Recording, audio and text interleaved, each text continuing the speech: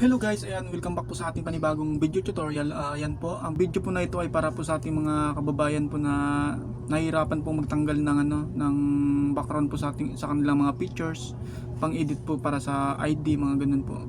Meron po tayong ituturo po yan na pinakamabilis, pinakamadali, na hindi na po kailangan ng apps po, basta po mayroon tayong internet connection, din Android phones po or laptop na nakapag-access po ng Google. Panoorin nyo lang po yung video na to, sundan nyo po. Ayan guys, nandito na po tayo ngayon sa screen ng ating cellphone. Yan, punta lang po tayo ngayon sa Google at yung gagamitin po natin ngayon ay si Chrome po. Yan. Search lang po natin dyan is remove background. Then continue po. Yan, nandyan po siya sa pinakaunahan, or kung hindi man, hanapin nyo lang po yung may pangalang remove.bg po, kasi yan po yung totoo po. Then click lang po natin.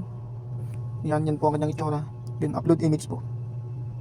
Siyempre dito po tayo ngayon sa albums. Yan. Ito try po natin tanggalan ng background.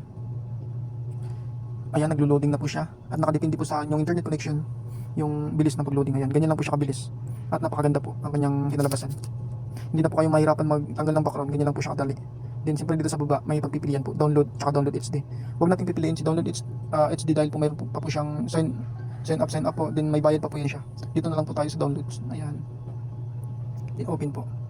Yan, wala na po siyang background. Pag pumunta po tayo dito sa gallery, ayan, sa gallery ng ating cellphone, ito na po siya, wala na po siyang background. Yun lang po, ganun lang po siya kadali, kabilis, at kaganda po. Yun lang po, maraming salamat.